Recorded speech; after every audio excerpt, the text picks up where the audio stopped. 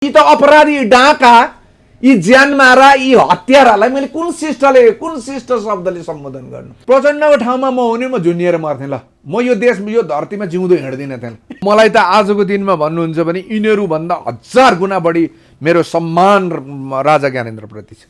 1000 गुणा, एक दुई होइन, 1000। दुनियाँका के अरे छोराछोरी र दुनियाँका बाबुआमालाई चाहिँ मारेर आफ्नै छोरीलाई चाहिँ तपाईँ अमेरिका पठाउने त्यो कम्युनिस्ट हुन सक्छ? त्यो कम्युनिस्ट हो? लाज हो। मलाई तपाईँहरू यसो गर्नुहोस्, मलाई यस्ता होइन, त्यो मान्छे नै मेरो अगाडि ल्याउनुहोस्। अर्को पटक म यो प्रयास गर्नुहोस्। 2 झापड मैले आनेन भने मेरो नाम अर्जुन पर्छ होइन, ल्याउनुहोस्। अलिक बढी आक्रामक भएर प्रस्तुत हुनुभयो प्रचण्डप्रति, केपी ओलीप्रति, यी कम्युनिस्टका नेताप्रति। तपाईँ को कम्युनिस्टका नेता? प्रचण्ड कम्युनिस्टको नेता हो? प्रचण्डलाई तपाईँ मसँग राखेर चाहिँ कुरा गराउनुहोस् न एकचोटि। अनि प्रचण्ड कम्युनिस्टको नेता हो कि होइन नि म बात गरौँ। ल सक्नुहुन्छ? ल्याउनुहोस्। किन यो प्रचण्ड भनेर तपाईँहरू यसलाई चाहिँ ठुलो मान्छे बनाइदिनुहुन्छ हो? को प्रचण्ड? के छ त्यत्रो प्रचण्डमा? राष्ट्रिय दृष्टिकोण छ कि यो देशलाई चाहिँ प्राथमिकताका आधारमा विकास निर्माणको सन्दर्भमा म यसरी लान्छु भन्ने कुरा तपाईँले देख्नु भएको छ कि उसको चाहिँ यो देशलाई एउटा समृद्ध बनाउने सन्दर्भमा केही देख्नु? अधिकार, खालि के हो अधिकार भने? के हो अधिकार? नेपालमा हजारौं गोठ चाहिँ जन्मिन जरुरी छ बस। यो देशलाई माया गर्ने मान्छेहरूको नागरिकको श्रेणीबाट हेर्नुहुन्छ भने शाहवंशका उत्तराधिकारी अथवा राजाहरू भन्दा बाहेक नागरिककै हिसाबले सोच्नु, देशलाई माया गर्ने हिसाबले सोच्नुहुन्छ भने राजा भन्दा बढी यो देशलाई माया अरू कसैले पनि गर्दैन। तपाईँ हेर्नु होला, राजा यो धर्म आजकै गतिबाट अगाडि बढ्ने हो भने यो दुईटाको विकल्प चाहिँ यो स्थापित हुन्छ। राजामा राष्ट्र प्रेम चाहिँ अरूको भन्दा बढी हुन्छ भन्ने कुरो बोल्न आज मान्छे डराउँछ। किन डराउँछ मलाई आफैलाई थाहा छैन। कमल थापाले पैसा कमायो, यसको मतलब उसका कार्यकर्ता सबैले उसको भजन गाइदिनु पर्ने? त्यही हो सामन्तवाद भनेको। अब राज संस्था नबोक्ने रे के फरक पर्छ? राज संस्था कहिले बोकेको थियो कमल थापाले? राज संस्था बोकेर हिँडेकै कहिले थियो कमल थापाले? कमल थापा जस्तै अपराधीहरूका कारणले गर्दाखेरि यो मुलुकमा के अरे वीरेन्द्र सकिए। प्रचण्डको दुश्मन को थियो र कोसँग लडाईँ लडो? प्रचण्डले यही शेरबहादुर देउवासँग 41 बुँदे माग राखेर जङ्गल पसेको होइन हो? आज किन प्रधानमन्त्री बनेर बसिरहेछ? कम्युनिस्टको नाम गरेर प्रारम्भ, जसले राजनीति प्रारम्भ गर्छ त्यसलाई बेलैमा हामीले बुझिनौँ नि यो देश पनि गुमाउनु पर्छ। देश कम्युनिस्टलाई देशको माया हुँदैन नि। ऊ त अन्तर्राष्ट्रियवादी हो नि। तपाईँले अघि गगन थापा, विश्वप्रकाशको कुरा उठाउनु भएको थियो नि। एमाले भित्र पनि त्यो योगेश भट्टराई भन्ने मान्छेलाई त्यही क्याटेगोरीभित्र मान्छेले हेर्थे। युवाहरूको आशाको केन्द्र थियो। झलनाथले दिएको थियो, माधव नेपालले दिएको थियो, बाबुरामले दिएको थियो। मैले रोकेँ भनेको आज इज्जत हुन्थ्यो होला नि त, प्रतिष्ठा हुन्थ्यो होला नि त। त्यसकारण मैले पनि दिएँ भन्छन्। तिमीमा के फरक? तिमी के चिजमा फरक रहेछौ? प्रचण्डले होइन भनेर हुन्छ? हाम्रा नजरमा चोर, डाका, हत्यारा, लुटेरा, देश समाप्त गर्ने यो सबैमा पर्छन्। कमल थापाको तपाईँ फेरि कमल थापा, तपाईँहरू मिडियावाला मान्छेहरू हिजो मन्त्री भएको, भ्रष्टाचार गरेर पैसा कमाएको, अलिक चिटिक्क 70 लगाएर हिँडेको मान्छेलाई ठुलो देखे। कमल थापाको हैसियत भनेको राजाको कारणले जनताले आजसम्म पत्याइदिएका थिए। त्यो बास्कोटाले भनेको सुन्नुहुन्न? यो कर्मचारी यिनीहरू म जान्दिनँ, यिनीहरूलाई सबै तै मिला, मलाई थाहा छैन, यिनीहरूसम्म पर्दिनँ, मेरो चाहिँ नेटले भनेछ नि। त्यो साँच्चै भन्नुहुन्छ भने त्यो बास्कोटाले बोलेको सार्वजनिक भयो त्योले। तर हरेक मन्त्रीको कुरा त्यही हो, त्यही नै हो। सबैले गर्ने भनेको त्यही। राजनीतिमा शत्रु र मित्र भन्ने छोड्नुहोस् यस्ता कुरा। राजनीतिमा शत्रु र मित्र भन्ने कुरा स्थायी हुँदैन। त्यो मुक्ति अधिकारीलाई पछाडि यो मारेको दृश्य देख्नु भएको छ है? त्यो पाषाण जङ्गली अवस्थामा पनि त्यसरी गरिँदैन। नेता त अहिले मैले भइन्न, म जस्तै नेता चाहिँ 1000-1500 मान्छे यो अहिले काठमाडौँको सडकमा निक्लिनु नि यस्ता मलाई यी धोतीमा जुम्रा टकटकाउँदै यी नेता भन्ने त भोलि भारतको शरणमा जान्छन् कि चीनको शरणमा कहाँ पुग्छन्? यी कहाँ रहन्छन्? नेपाल केपी ओलीको छोराछोरी पनि छैन। तपाईँको लगभग आधी जीवन जेलमै समाप्त गरेर त्यो पनि कठोर यातनासहित खपेर बाहिर निक्लिएको मान्छे, के अरे अब यो उमेरमा 2 चोटि किडनी फेरेर बसेको मान्छे, उसलाई पैसा किन चाहिन्छ? बा हुन् नि त केपी ओली त सबैका। अनि त्यही बाले त पैसा त्यसैका लागि त पैसा चाहिन्छ। काम छैन, मान्छेको नागरिकको काम छैन, भात त खानु पर्यो। अनि यिनै पार्टीको झोला बोकिदिए बापत केपी बा जिन्दाबाद गर्दैका भरमा खान पाइन्छ भने किन हिँड्ने भने? तपाईँ जुन अभियन्ताको कुरा गर्दै हुनुहुन्छ त्यसको आजभन्दा 2 वर्ष अगाडिको सामाजिक जीवन, आर्थिक हैसियत र आजको हैसियत गरेर हेर्नुहोस्। बिहानदेखि बेलुकासम्म काम छैन, बोलेको तपाईँले मलाई पैसा दिनुहुन्छ अहिले? प्रचण्डको हिजोको त्यो 9 सिट थियो नि 46 साल पछाडिको, त्यो अवस्था पनि रहँदैन। भने पार्टी नै कोल्याप्स हुने अवस्थामा पुग्छ। 100% यो पार्टी, यो त संसारबाट कोल्याप्स हुनुपर्ने यिनीहरूको यिनीहरूको दृष्टिकोण, यिनीहरूको क्रियाकलाप त संसारबाट समाप्त हुनुपर्ने। म आजको दिन मलाई यो जनताले लिएर गएर सत्ताको साँचो सुम्पिने हो भने सबभन्दा पहिला लिएर आएर प्रचण्डलाई पक्रेर लगेर म आफ्नो हातले जेलमा हालेर अनि आएर मात्रै म सत्ताको साँचो लिन्छु। दर्शकवृन्द नमस्कार, चुरो कुरोमा तपाईँलाई हार्दिक स्वागत छ। हामी आजको चुरो कुरोमा समसामयिक विषयमै केन्द्रित भएर देशको बारेमा चिन्ता गर्ने एकजना चिन्तक नागरिकसँग संवाद गर्दैछौँ।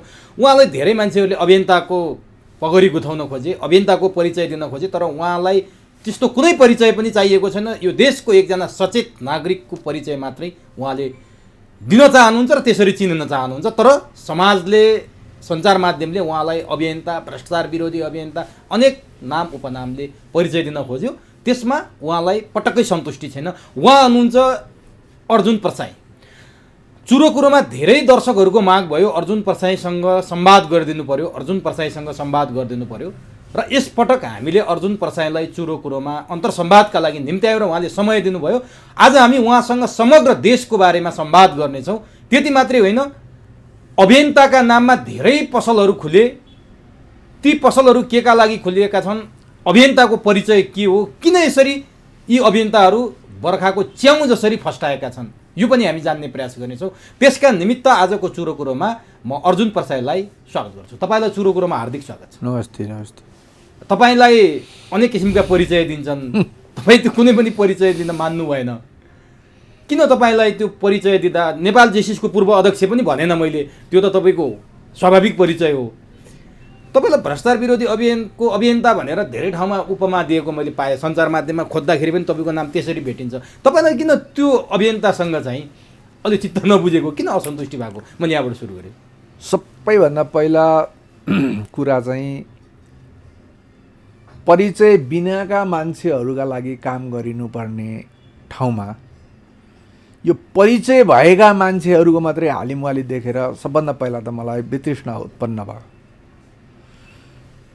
सरकार, देश, यी अभियन्ता, अरू के भन्नुहुन्छ नि, जति पनि सङ्घ संस्थाहरू, एनजिओ आइएनजिओहरू अथवा सार्वजनिक जीवनमा बाँच्न चाहने मान्छेहरूको ध्येय उद्देश्य भनेको एउटै हुनुपर्छ।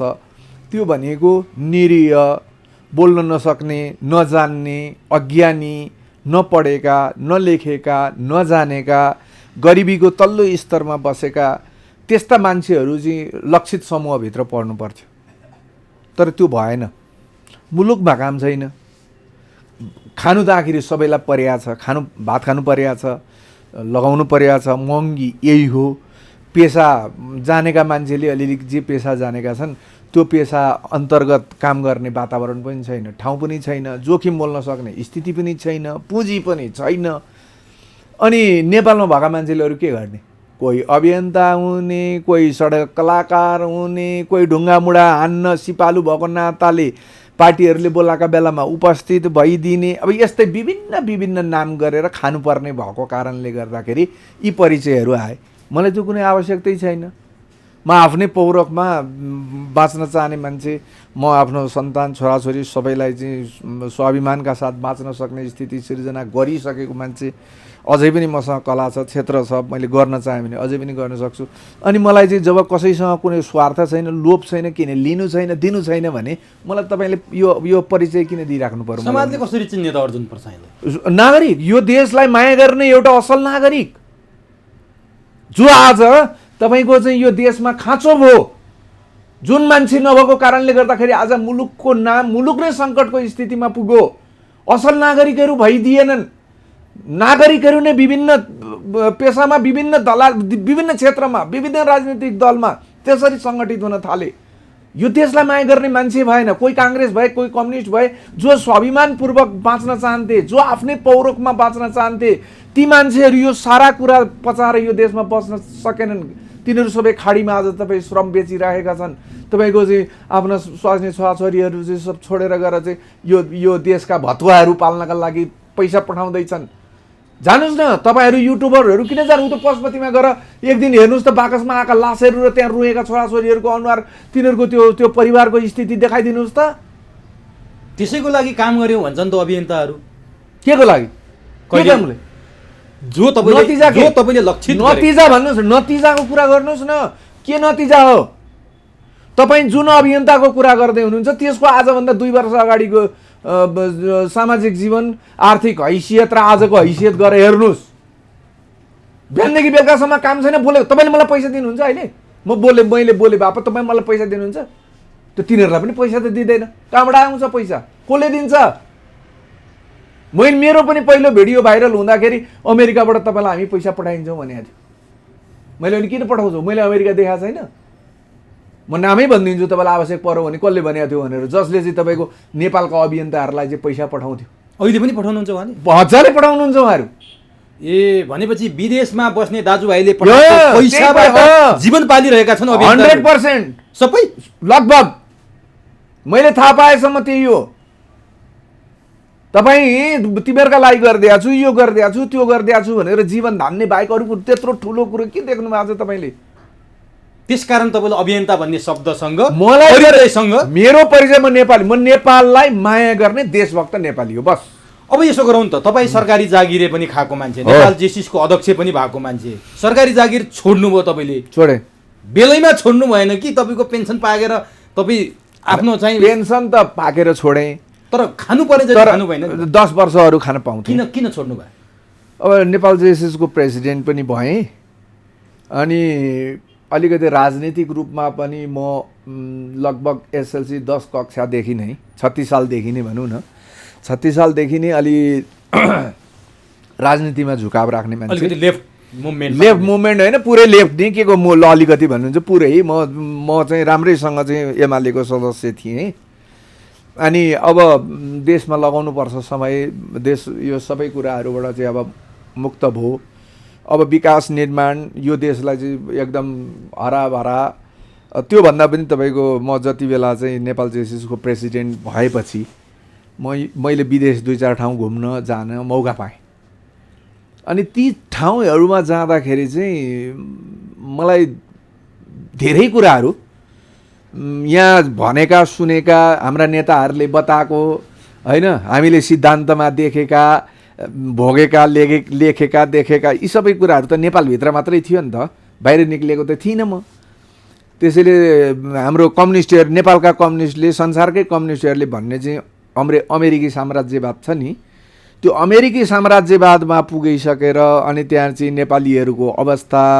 अमेरिकाको अवस्था त्यहाँभित्र चाहिँ त्यो एनआरएनएहरू भन्नेको गुट होइन कोही कम्युनिस्ट कोही काङ्ग्रेस अनि कम्युनिस्टका नेता जाँदाखेरि तिनीहरूको क्रियाकलाप काङ्ग्रेसका नेता जाँदाखेरि तिनीहरूको क्रियाकलाप त्यो सबै कुराहरू देख्दै भोग्दै सबै कुरा गर्दै आइसकेपछि मैले हिजो पढेका मैले हिजो देखेका मैले हिजो बुझेका हाम्रा नेताहरूले भनेका यी कुराहरू चाहिँ मेरो मनभित्रै एकदम उकुस मुकुस भएर चाहिँ एकदम झगडा गरेँ लडाइँ भयो ठुलो मेरो मन अन्तर्मनमा लडाइँ भयो है अनि त्यसले गर्दाखेरि म राजनीतिमै लाग्छु राजनीति नै गर्छु भन्ने सोचेर मैले जागिर छोडेँ जागिर त छोडेँ तर राजनीतिक दलमा मैले त अब विश्वास गरेको त पहिला माले त्यस पछाडि एमाले होइन त तर त्यहाँभित्रका नेताहरू केपी ओली माधव नेपाल झलनाथ खनाल यी 3 शीर्ष नेताहरू लगायत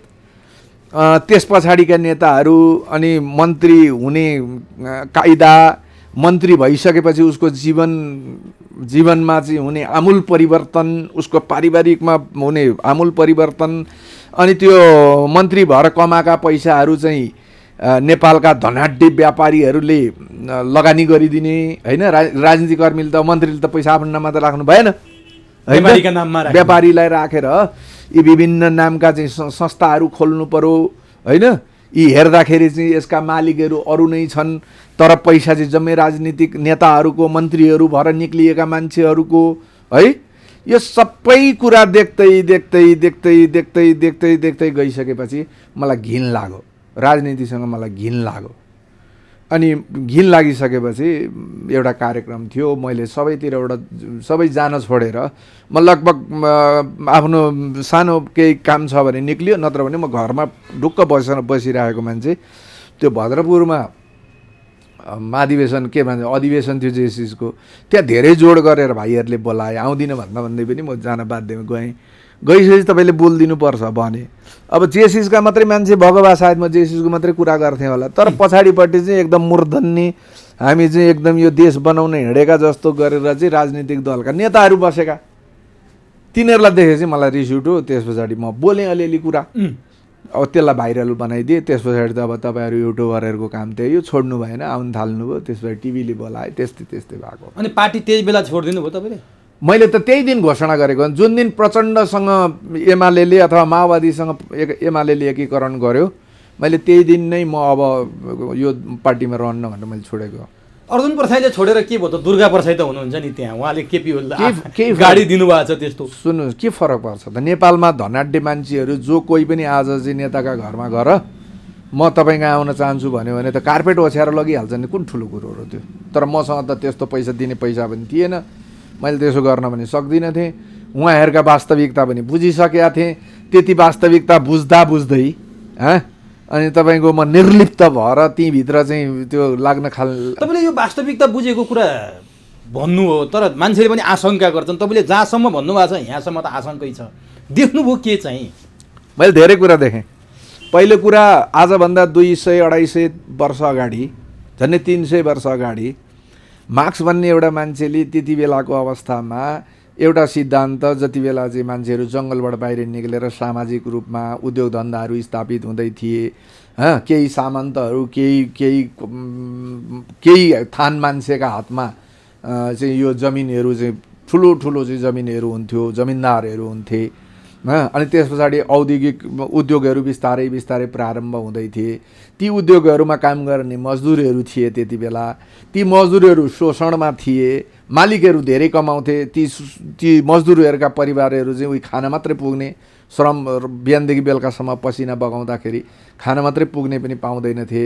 त्यस्तो बेलामा मार्क्सले एउटा सिद्धान्त प्रतिपादन गरे है, एउटा सिद्धान्त ल्याए, अथवा मार्क्सले एउटा विचार सिर्जना गरे, एउटा फिलोसफी, एउटा दर्शनको आविष्कार गरे। हुँदा खाने र हुने खाने बिचको लडाइँको हिसाबले उनले गरे। उनले त्यति बेला के भनेका छन् भने तपाईँको मजदुरहरूले जुन दिन चाहिँ आफ्नो अधिकार खोजेर लडाइँ प्रारम्भ गर्छन्, त्यस पछाडि सामन्ती सत्ता ढल्छ र सर्वहाराको अधिनायकत्व स्थापना हुन्छ भनेको छ। यो 200-300 वर्षमा संसार कहाँबाट कहाँ पुग्यो? जसले केही देखेकै छैन त्यसलाई त झुक्क्याएर यिनीहरूले हाम्रा नेपालका यी कम्युनिस्ट नाम गरेका चाहिँ यी महासामन्त मात्रै नि महासामन्त, यिनीहरूको लगाइ हेर्नुहोस्, आजभोलि यिनीहरूको खुवाई हेर्नुहोस्, यिनीहरूको बोलाइ हेर्नुहोस्, यिनीहरूको रहन सहन हेर्नुहोस्। अनि हिजोको चाहिँ सर्वहाराको अधिनायकत्व स्थापना गर्ने नाममा आज त तपाईँको संसारमा मजदुरै सकिन थालिसक्यो, सब मेसिनले काम गर्न थाल्यो, रोबोट आउन थालिसक्यो, गाडीको ड्राइभर नचाहिने भइसक्यो, त्यस्तो चिज निकाल्न थालिसके। तपाईँ के अरे भन्छ स्पेसमा गएर चाहिँ घर बनाउने कुराको चाहिँ प्रारम्भ हुन थालिसकेको छ। यहाँ अझै पनि के भन्दैछन्, भएका गरिब दुखी पढ्न नपाएका, पढेर पनि काम नपाएका त्यस्ता स्वाभिमानी युवकलाई चाहिँ अर्काका मुलुकमा खाडीमा मजदुरको काम गर्न, कुल्ली, भेडा गोठालो, बाख्रा गोठालो, घोडा गोठालो, ऊँट चराउने, घरको काम गर्ने, नोकर चाकर, त्यो पनि न धर्म मिल्छ, न संस्कार मिल्छ, न कुनै कुरा मिल्छ, त्यो पनि जिउँदो फर्किने हो कि होइन? त्यस्तामा यिनीहरूलाई के भन्नु, मलाई अलि शिष्ट भाषामा बोलिदिनु न भनेर कमेन्टहरू आउँछ। के शिष्ट? यी त अपराधी, डाका, यी ज्यान मारा, यी हत्यारालाई मैले कुन शिष्ट शब्दले सम्बोधन गर्नु? अलिक बढी आक्रामक भएर प्रस्तुत हुनुभयो प्रचण्डप्रति, केपी ओलीप्रति, यी कम्युनिस्टका नेताप्रति। तपाईँ को कम्युनिस्टका नेता? प्रचण्ड कम्युनिस्टको नेता हो। प्रचण्डलाई तपाईँ मसँग राखेर चाहिँ कुरा गराउनुहोस् न एकचोटि, अनि प्रचण्ड कम्युनिस्टको नेता हो कि होइन म बात गरौँ। ल सक्नुहुन्छ? ल्याउनुहोस्। मैले भनेको थिएँ त, यही संसदीय जङ्गलबाट निक्लिएर बाहिर निक्लेको बेलामा चाहिँ बुटवलमा मैले भनेको थिएँ त राति, यही संसदभित्र आउनु थियो भने हजारौँ मान्छे किन मार्नुभयो तपाईँले भनेर प्रश्न, त्यसको जवाब आजसम्म दिनु पर्दैन प्रचण्डले? ठाउँको ठाउँ के भन्नुभयो त दिनु भएन? के को झनै मार्यो नि मलाई चाहिँ यत्तिकै गरेर त्यति बेला त नि। अनि त्यो आँट चाहिँ कहाँबाट आयो त? प्रचण्ड भर्खर जङ्गलबाट आएको मान्छेलाई त्यो हिम्मत गरेर प्रश्न सोध्ने, तपाईँले त्यो बाघको मुखमा हात हाल्न खोज्ने तपाईँ पनि त उस्तै हो नि। देशप्रति माया गर्ने मान्छे र स्वार्थ नभएको मान्छेलाई केही पनि हुँदैन। तपाईँको आयु कति? 2 घन्टा, 5 घन्टा, 15 दिन, 15 वर्ष, 50 कति हो तपाईँ भन्न सक्नुहुन्छ? सक्दिनँ। आयुको के ठेगान छ? म कालगतिले 2 घन्टा पछाडि पनि त मर्न सक्छु नि, मर्न सक्दिनँ। तपाईँले प्रचण्ड कम्युनिस्टको नेता हो भनेर प्रश्न गर्नुभयो। 10 वर्ष जनयुद्ध गरे तिनै प्रचण्डले, माओवाद जनयुद्ध। अरे के हो जनयुद्ध भनेको? तपाईँहरू पहिला मसँग कुरा गर्ने हो भने जनयुद्ध भनेको के हो, धर्मयुद्ध भनेको के हो, लडाइँ के हो, कोसँग लडिन्छ लडाइँ भनेको, प्रचण्डको दुश्मन को थियो र कोसँग लडाइँ लडो। प्रचण्डले यही शेरबहादुर देउवासँग 40-41 बुँदे माग राखेर जङ्गल पसेको होइन हो? आज किन प्रधानमन्त्री बनेर बसिरहेछ? राजनीतिमा शत्रु र मित्रु भन्ने छोड्नुहोस् यस्ता कुरा। राजनीतिमा शत्रु र मित्रु भन्ने कुरा स्थायी हुँदैन। त्यो मुक्ति अधिकारीलाई पछाडि यो मारेको दृश्य देख्नु भएको छ है? त्यो पाषाण जङ्गली अवस्थामा पनि त्यसरी गरिँदैन थियो। पण्डित नारायण प्रसाद पोखरेल त्यस्तो जघन्य आज तपाईँलाई चाहिँ तपाईँ फाँसी दिनुपर्ने कानुनले, अदालतले फाँसीको घोषणा गरेको मान्छेलाई पनि त्यसरी गरिँदैन। गरिन्छ। अनि किन यो प्रचण्ड प्रचण्ड प्रचण्ड भनेर तपाईँहरू यसलाई चाहिँ ठुलो मान्छे बनाइदिनुहुन्छ हो? को प्रचण्ड? के छ त्यत्रो प्रचण्डमा? राष्ट्रिय दृष्टिकोण छ कि यो देशलाई चाहिँ प्राथमिकताका आधारमा विकास निर्माणको सन्दर्भमा म यसरी लान्छु भन्ने कुरा तपाईँले देख्नु भएको छ कि उसको चाहिँ यो देशलाई एउटा समृद्ध बनाउने सन्दर्भमा केही देख्नु? अधिकार, खालि के हो अधिकार भने?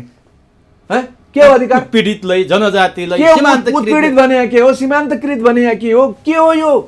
के हो? समावेशीका कुरा होइन। त्यो यो मार्क्सवाद, लेनिनवाद, माओ सेतुङ विचारधारा भन्थे, माओवाद, यिनीहरू माओवाद भन्दैछन्। यी सबैमा जातको कुरो त छैन त, वर्गको कुरो छ त। बाहुन पनि गरिब छ, बाहुन पनि सामन्त छ, एउटा दलित भनेको कामी दमाई को पर्छन् तिनीहरूभित्र पनि सामन्त छ, त्यो भित्र पनि तपाईँको गरिब छ। यस्तो कुरा किन ल्याएर घुसाइदिए? यो देश सक्नलाई हो, मैले 50 चोटि भनिसकेँ तपाईँहरू, फेरि पटक पटक यो देश समाप्त गर्नु छ।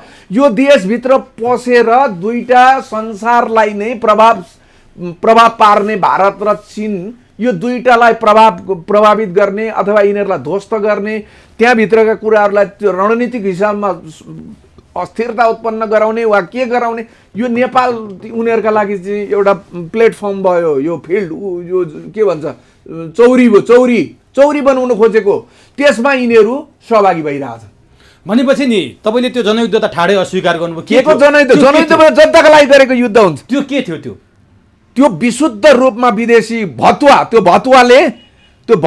यी भतुवाले गरेको यो नेपाल सक्ने युद्ध थियो। नेपाल समाप्त गर्ने युद्ध।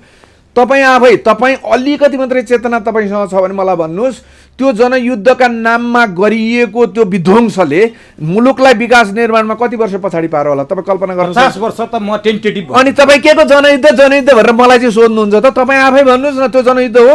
जनयुद्ध भनेको त जनताका लागि, त्यसबाट त्यो युद्धले जनतालाई भोलिका दिनमा समृद्ध बनाओस्, सुखी बनाओस्। तर तिनीहरूले दृष्टान्त त दिए नि त। माओ सेतुङले जसरी चाइनामा जनयुद्ध गरे, माओ सेतुङले के अरे यो पुँजीवादी मान्छे भनेर त्यो तेङ साओपिङलाई ट्र्याक्टर कारखानामा चाहिँ निर्वासनमा पठाएको, मजदुरी गर्न यसलाई लगेर थुनो, त्यो श्रम सहितको जेल जस्तो। माओ सेतुङको सेक पछाडि त्यही तेङ साओपिङले आज चाहिँ खुला बजार अर्थनीति, के अरे मान्छेलाई चाहिँ पैसा कमाउने स्वतन्त्रता प्रदान गरेका कारणले गर्दाखेरि आज चाइना अमेरिकालाई टक्कर दिन्छ र आर्थिक उन्नतिमा चाहिँ अमेरिकाभन्दा माथि जान्छ। अनि माओ सेतुङ फेल हुन्, देङ सियाओपिङ पास हुन्? होइन, माओ सेतुङले गरेको त्यति बेलाको अवस्थामा त्यो ठिक थियो। उनले राज्यलाई के अरे राष्ट्रलाई चाहिँ देशभक्त नागरिकहरूलाई त्यति बेलाको शासन सत्ता पल्टाएर तपाईँको देशको हितमा नै काम गरेका थिए। तर त्यसैले पथप्रदर्शक सिद्धान्त मान्यता देखाएका थिए नि त माओवादीले बाहिर पनि। कसलाई? नेपालमा।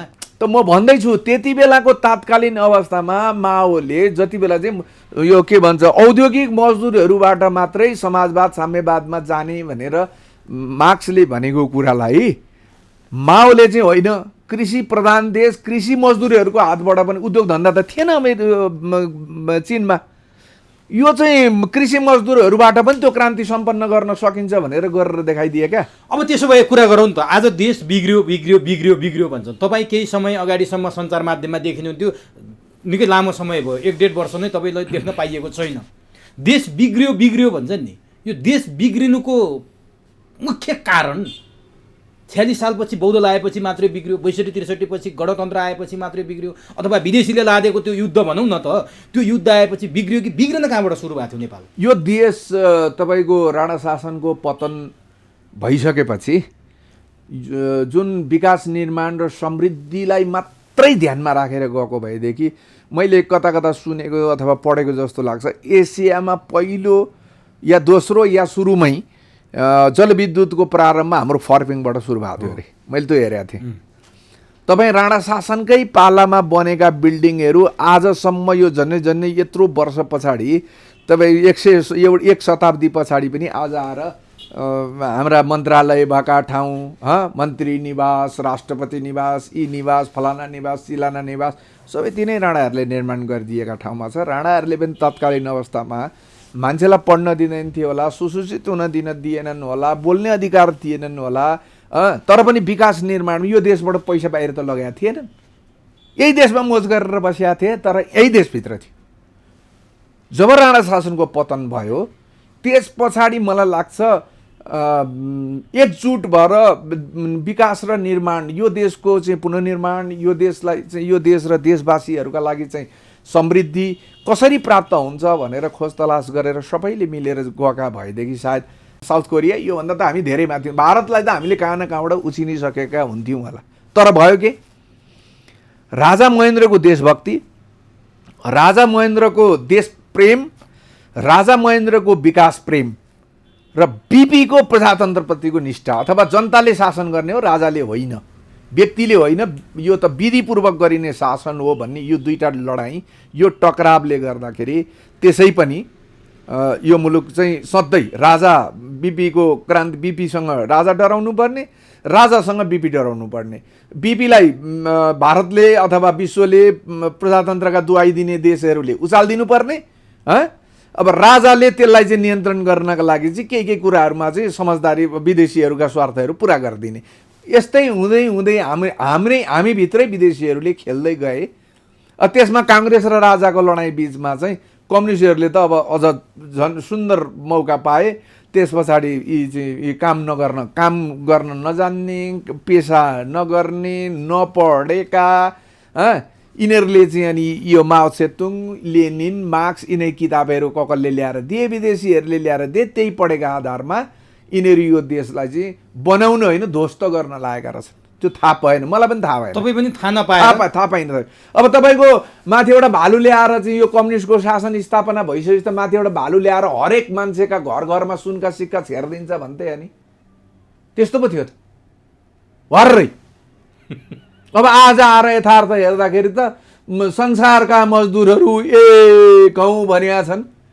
साँच्चै भन्ने भने यी विदेशी अहिले ती जसलाई पूजा गरेर यिनीहरू फोटा टाँस्छन् नि, हँसिया हथौडा चिन्ह राखेर हिँड्छन् नि, तिनीहरू ती फोटाहरू अलि ठुल्ठुला बनाएर लगेर चाहिँ खेतबारीमा लगेर राखिदिने भने बुखिया चाको काम गर्छ तिनीहरूका। जुस्सो दारी पालेका, दुनियाँ मान्छे मारेका, यो शताब्दी मान्छे मानव जनावर र मानवमा भेद नदेख्ने। तपाईँ सक्नुहुन्छ मान्छे मार्नु भन्ने कुरा त्यति सजिलो कुरा हो?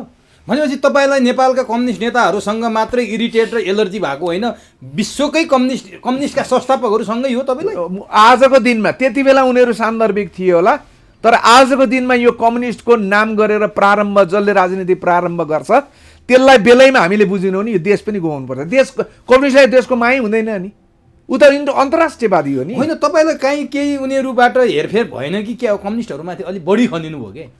किनभने एक मिनट जो मान्छेले आफ्नो जीवनको निष्ठा, आफ्नो जीवनका उमेरहरू यिनीहरूलाई चन्दा दिनलाई, यिनीहरूका चाहिँ कुकृत्य ढाकछोप गर्नलाई, यिनीहरूलाई के हुन्छ त्यो सारा चिज गर्नलाई आफ्नो सारा जीवन सम्पन्न गरेर अब यी कपाल फुलेर सेतै हुन थालिसक्यो। यो उमेरमा आएर जब सत्य कुरा पत्ता लाग्छ भने मैले काङ्ग्रेसको किन विरोध गर्नु? काङ्ग्रेस त म राम्रो होइन भनेर हिजै थाहा थियो नि, त्यही भएर म काङ्ग्रेसको मलाई विरोध गर्ने अधिकारै छैन नि। मलाई विरोध त म जहाँभित्र बसेर गरेँ, बसेर काम गरेँ त्यसैको मात्रै विरोध गर्ने अधिकार राख्छु म, बाहिर राख्दिनँ म। गइरहे त्यति बेला थाहा हुन्छ जब नदीमा पुगिन्छ होइन त? नदीमा मैले पुगिन्छ। बुझिसकेँ, थाहा भयो अहिले आएर। त्यसो भए अहिले देश जुन हदमा बिग्रिएको छ नि, राजा नभएर बिग्रिएको हो, गणतन्त्र आएर बिग्रिएको हो, प्रजातन्त्र आएर बिग्रिएको हो, लोकतन्त्र आएर बिग्रिएको हो, अथवा अरू कुनै कारण छ? असल नागरिक नहुनु, बाँच्नका लागि के अरे पेसा सिर्जना राज्यले नगर्नु, सस्ता लोकप्रिय हुनलाई र मत प्राप्त गर्नका लागि चाहिने नचाहिने दुनियाँ आश्वासनहरू राजनीतिक दलका नेताहरूले बाँड्नु, अनि तिनीहरूकै पछाडि दलाली गरेर खाने मनस्थिति बोकेका नागरिकहरू यो देशको दुर्भाग्य हो। नेता होइनन्। नेता त अहिले मैले भइन्न, म जस्तै नेता चाहिँ 1000-1500 मान्छे यो अहिले काठमाडौँको सडकमा निक्लिनु नि, यस्ता मलाई यी धोतीमा जुम्रा टकटकाउँदै यी नेता भन्ने त भोलि भारतको शरणमा जान्छन् कि चिनको शरणमा कहाँ पुग्छन् खोज्दै, यी कहाँ रहन्छन् नेपाल? यी 60, 70, 80 जना सेना अगाडि पछाडि यसो गरेर हिँड्ने यिनीहरूको दम हुन्छ? देशभक्त नागरिक तर तपाईँले यसरी भन्नुहुन्छ, त्यो भन्ने कुरामा काट्ने ठाउँ छैन। केही दिन अगाडि, केही महिना अगाडि मात्रै यी मुख्य दलका पार्टीका महाधिवेशन सम्पन्न भयो। ती मान्छेहरू किन उपस्थित भयो होला नि? त्यत्रो विधि हेर्नु त, चितवनको नारायणीको किनारमा एमालेको त्यो त्यहाँ पुरा मेला नै लाग्यो, अनि कांग्रेसको भिरकुटी मण्डपमा मेलै लाग्यो, माओवादीको त्यस्तै। सुन्नु, केपी ओलीलाई यो सरकारमा गएर पैसा किन कमाउनु परेको छ? केपी ओलीको छोराछोरी पनि छैन, तपाईँको लगभग आधी जीवन जेलमै समाप्त गरेर त्यो पनि कठोर यातनासहित खपेर बाहिर निक्लेको मान्छे, के अरे अब यो उमेरमा 2-2 चोटि किडनी फेरेर बसेको मान्छे, उसलाई पैसा किन चाहिन्छ? बा हुन् नि त केपी ओली त सबैका। अनि त्यही बाले त पैसा त्यसैका लागि त पैसा चाहिन्छ। काम छैन, मान्छेको नागरिकको काम छैन, भात त खानु पर्यो, अनि यिनै पार्टीको झोला बोकिदिए बापत केपी बा जिन्दाबाद गर्दैका भरमा खान पाइन्छ भने किन हिँड्ने भने? ए ती बाको पैसाले आएका हुन्थे। त्यो के बाँसतोला बाँसकोटा के एउटा भिडियो निक्लेको थियो नि, गोकुल बाँसकोटा। त्यो गोकुल बाँसकोटा भन्ने मान्छेलाई फेरि त्यहाँका जनताले चुनावमा जिताउँछन्। तपाईँ हेर्नु होला, किनभने तिनको मुखबाट तिनले चाहिँ त्यो इन्टरभ्यूमा एउटा अपशब्द कर्मचारीहरूमाथि एउटा नराम्रो चाहिँ त्यो अश्लील शब्द पनि निकालेर बोलेका छन्। त्यो प्रष्ट छ, पैसाको कुरो सत्य हो, तर पनि केपीले झ्याप्पै ढोकाले त्यो के अरे थुन्चेले छोपेर चाहिँ त्यो बाँसकोटालाई जोगाउने प्रयत्न गरे। किन? भने त्यो बाँसकोटाको पैसै होइन, त्यो सिधी पैसा चाहिँ केपी ओलीको पैसा हो, उनलाई चाहिएको पैसा हो। त्यो तिनै पैसाले चाहिँ सारा संसार भालु नचाहे जस्तो, ढेँडो नचाहे जस्तो, बाँदर नचाहे जस्तो नचाउँदै हिँड्ने यो कार्यकर्ताहरूलाई स्वाभिमानमा बसेर यो गलत भयो भन्ने मान्छेलाई त 1 मिनट पनि टेक्न दिँदैन केपी ओलीले। 1 मिनट कार्यकर्ता लेभल, अरू त नेता ठुल्ठुलो छ, कार्यकर्ता पनि टेक्न सक्दैन, सबै पैसा दिएर। भीमराव र घनश्याम भुसालकै बिजोग भइसक्यो भन्ने कुरा सार्वजनिक भइसक्यो। बिजोग त के हुन्छ र? स्वाभिमानपूर्वक उनीहरू पनि स्वार्थरहित ढङ्गले यो देश र जनताका लागि गरेका हुन् भने केही पनि फरक पर्यो? ए बाबा, के फरक पर्यो भने तपाईँलाई म सोध्छु, मेरो अहिले हैसियत केही पनि, मेरो हैसियत केही पनि छैन, तपाईँले मलाई 3 वर्षदेखि पछ्याएर अहिले इन्टरभ्यू पाउँदै हुनुहुन्छ, किन मसँग किन आउनुभएको? तपाईँ केही बोलिदिनुहुन्छ जनताका लागि भनेर त आउनुभयो त, जनताको लागि बोल्ने। भीमरावललाई पनि पैसा चाहिएको हो, भीमरावललाई पनि यो अन्टसन्ट कुरा के अरे पावर शक्ति चाहिएको, त्यो चाहिएको, मन्त्री पद चाहिएको, पैसा चाहिएको, भ्रष्टाचार गरेर। कुन देशमा छ कि राजनीति गरेर पैसा र पावर नचाहिने नेता भएको देश कहीँ पाइन्छ? जति पनि उन्नति भएका देश छन् त्यहाँ त्यो चाहिँदैन। तपाईँ चाइनाकै राष्ट्रपतिको हेर्नुहोस् त, आजभोलि त यो मिडियाको चाहिँ यो यस्तो सनसनीपूर्ण मिडियाको चाहिँ युग छ। अहिले हात हातमा चाहिँ कम्युनिस्टका चाहिँ बुख्याचाहरूको फोटो अगाडि राखेर मोबाइल यहाँ टक्कसँगले चाहिँ हेर्छन् नि, त्यो कम्युनिस्ट मान्छेहरूले उत्पादन निकालिदिएको हो, यी सब विज्ञानका सामग्रीहरू यी सबै निकालिदिएको हो, पैसा कमाउनका लागि गरे। मान्छेले जब व्यक्तिले स्वतन्त्रता प्राप्त गर्छ नि पैसा कमाउने, त्यस पछाडि निक्लिँदा रहेछन् यस्ता विज्ञानका यी प्रचुर सामग्रीहरू। कम्युनिस्टको मात्रै भइदिएको भए त आज यो मुलुक त सकिन्थ्यो, संसारै सकिन्थ्यो। भनेपछि चितवनको नारायणी तीरको मान्छेको उपस्थितिको तपाईँले चक्रसँगै व्याख्या गरिदिनु भयो। प्रचण्डको पछाडि चाहिँ किन लागेका छन् मान्छे? अलिअलि डर होला, अरू त पैसै हो। प्रचण्डसँग त्यो प्रचुर छ पैसा। थेरी के कुरा गर्नुभयो तपाईँ? प्रचण्डसँग अरे तपाईँ साँच्चै खोजमूलक पत्रकारिता गर्नुहुन्छ भने तपाईँलाई म चन्दा उठाइदिन्छु। तपाईँ मेचीदेखि महाकालीसम्म हिजो माओवादीमा लागेका मान्छेहरूको जीवन कसरी परिवर्तन भएको छ। हिजो ट्र्याक्टरमा ड्राइभर गर्ने मान्छे आज यो 4वटै अम्ला 8वटै अम्लामा सुन गाउँठी लगाएर यत्रो चेन लगाएर यी देखाइन्छु, काठमाडौँभित्रै देखाइन्छु तपाईँलाई। हिजो अर्काको ट्र्याक्टरमा चाहिँ मजदुरी गरेर खाने मान्छे माओवादीको नाममा के कुरा गर्नु भने त्यो कार्यकर्ताको त त्यो हैसियत छ भने प्रचण्डसँग पैसा होइन। बाबुरामले बोलेको होइन 20 अर्ब रुपियाँ चाहिँ बोलेको हो। किन सोध्नुहुन्न तपाईँ त्यो कुरा? बाबुरामले झुटो बोलेको हो भने बाबुरामलाई ठेगान लाउनु पर्यो। सर्पका खुट्टा त आखिरी सर्पैले देख्ने हो कि होइन? अनि त्यो के अरे होइन भनेर चाहिँ उनले आजसम्म मैले होइन भने त काहीँ पनि छैन। लोकमान सिंह कार्कीलाई ल्याएर चाहिँ त्यो दबाउन प्रयत्न गरे। लोकमान सिंह कार्कीलाई किन ल्याएको? त्यो गणतन्त्रको उपलब्धि भनेको लोकमान सिंह कार्की हो। गणतन्त्रको उपलब्धि भनेको आज सर्वोच्च अदालतको त्यो बवन्डर हो। लोकतन्त्र र गणतन्त्रको उपलब्धि भने के हो? यो देशका जनताले के अनुभूति गरे, के परिवर्तनको अनुभूति? तपाईँ जसरी बोल्न पाउनु भएको छ बोल्न पाउनु भयो। राजा हुँदा पनि बोल्थे म हिजो। तपाईँ के कुरा गर्नुभएको? उनीहरूको कुरा उनीहरू यसरी उत्तर दिन्छन्। तिमीहरूको गणतन्त्रले जनतालाई के दियो भनेर प्रश्न सोध्ने हो भने बोल्ने तिमीहरू बोल्ने दियो रे। त्यो उपलब्धि अरू पनि छन्। टाई हेर्नु भएको छ, फेरि कस्ता टाई छन्, सुट कस्तो छ हेर्नु भएको छ। ढोका गाडीको ढोका खोल चीनको राष्ट्रपति छाता आफै ओढेर हिँड्छ। यी हिजो अस्ति चाहिँ त्यो भैँसीका डन्डलामा बसेर भैँसी चराउनेहरू अर्काले छाता यसो गरेर हिँडिदिनु पर्छ दिन्छ। बक्सियोस् भन्दा तले उसले छोरी पठाउन पाउँछ? आज तपाईँको चाहिँ दुनियाँका के अरे छोराछोरी र दुनियाँका बाबुआमालाई चाहिँ मारेर आफ्नै छोरीलाई चाहिँ तपाईँ अमेरिका पठाउने त्यो कम्युनिस्ट हुनसक्छ? त्यो कम्युनिस्ट हो? लाज हो। मलाई तपाईँहरू यसो गर्नुहोस्, मलाई यस्ता भने त्यो मान्छे नै मेरो अगाडि ल्याउनुहोस्। अर्को पटक म यो प्रयास गर्नुहोस्। 2 झापड मैले आनेन भने मेरो नाम अर्जुन पर्छ होइन। ल्याउनुहोस्। लाज हुँदैन? बुर्जुवा शिक्षा, बुर्जुवा प्रणाली, यो शिक्षा के परिवर्तन भयो त? शिक्षामा के परिवर्तन भयो आज देशमा? युनियन्समा प्रचण्डको नातिले पढ्ने कुरा गर्नुहुन्छ यस्ता। त्यसैले हेर्नुहोस्, तपाईँहरू हो यो देश सपार्ने बिगार्ने सारा चिज गर्ने प्रमुख पात्र भनेको मिडिया हो। तपाईँहरूले सपार्न पनि सक्नुहुन्छ, तपाईँहरूले बिगार्न पनि सक्नुहुन्छ। तर जस्तो देश जताबाट हावा लागेको छ मिडियाहरू पनि त्यतै बगिदिएको कारणले गर्दाखेरि जनता सुसूचित हुन पाएनन्, जनताले ज्ञान लिने ठाउँ पाएनन्। के हो अन्यल आज पनि छ। तर नि यी सबै कुरा बिग्रे, बर्बाद भए, ध्वस्त भए, ठिक छ, हामी यो भनिरहेछौँ, दिलमा उभिएर यो भनिरहेछौँ। प्रचण्डले एकपटक फेरि टाउकोमा आगो लागेर म फेरि आउँछु, जनताको झुपडीमा बस्छु, खुमेलठारको महल छोड्छु भनेको त सुन्नु भयो। यी फकटका कुरा छोडिदिनुहोस्। आउँदो चुनाव हुन्छ कि हुँदैमा थाहा छैन। चुनाव भयो भने प्रचण्डले आफ्नो हैसियत देख्छन् र प्रचण्डसँग मिलेर शेरबहादुर देउबा गयो भने शेरबहादुर देउबाले पनि आफ्नो हैसियत देख्छ। कुरो बुझ्नुभयो नि? त्यहाँभित्र पनि अहिले भुसको आगो जस्तो पत पत पत पत पत पत पत पत पत बल्दैछ। त कुरा धेरै छन्। हेर्नुहोस् प्रचण्डको हैसियत के हुन्छ चुनावपछि? यसो एजम्सन गरौँ न त, जनताले बुझ्ने गरी भनिदिनु न त। तपाईँ त राम्रोसँग बुझ्नु। प्रचण्ड भन्ने मान्छेका पछाडि अहिले जो लागेर हिँडेका छन् तिनीहरूले खाना पाइन्जेल, तिनीहरूले मौका परस्त आर्थिक लाभका ठाउँहरू पाइन्जेल, ती सबै कुराहरूमा त लाग्लान्, ठिकै होला। तर जनतालाई सुसूचित यसै गर्दै गरी जानुभयो भने प्रचण्डको हिजोको त्यो 9 सिट थियो नि 46 साल पछाडिको, त्यो अवस्था पनि रहँदैन। भने पार्टी नै कोल्याप्स हुने अवस्थामा 100%। यो पार्टी यो त संसारबाट कोल्याप्स हुनुपर्ने यिनीहरूको दृष्टिकोण, यिनीहरूको क्रियाकलाप त संसारबाट समाप्त हुनुपर्ने। तर प्रचण्डले लेखेको प्रतिवेदनमा त अब फेरि सच्चिने।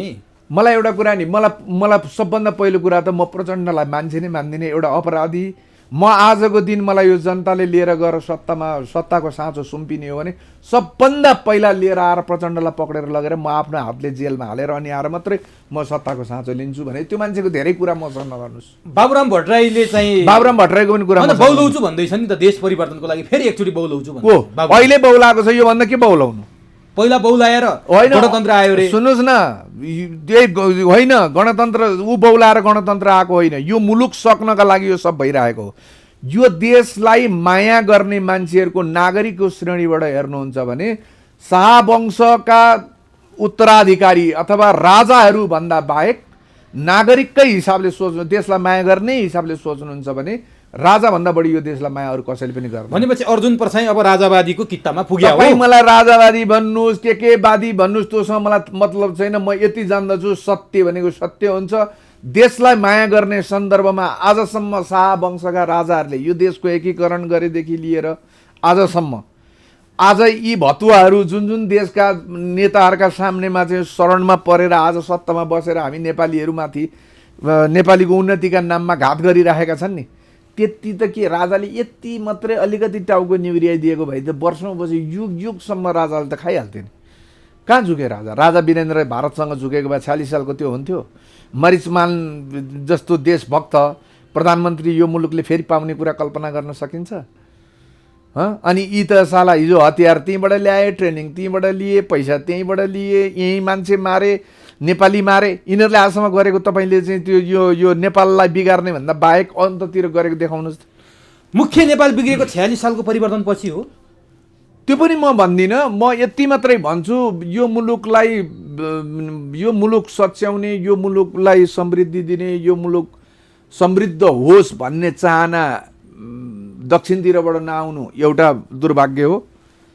यो मुलुक ठुलो भयो, धनी भयो, त्यो भयो भने मलाई खतरा हुन्छ भन्ने सोच बोक्नु, उसले त्यो बोकिदिनु हाम्रो लागि एउटा खतरा भयो भने यहाँ कुनै पनि राष्ट्रवादी देशभक्त यथार्थमा आधारित भएर वस्तुनिष्ठ भएर समृद्धि विकास भन्दा दायाँ बायाँ नगर्ने खालका चाहिँ नेताहरू सत्तामा पुग्नै पाएन, सत्तामा जाँदै गएन। को थिए तिनीहरू? थियो त मरिचमान सिंह श्रेष्ठले त्यति बेला भारतको त्यो दबावलाई जित्न सकेको भए, पाएको भए मुलुकले एउटा गति लिन्थ्यो नि।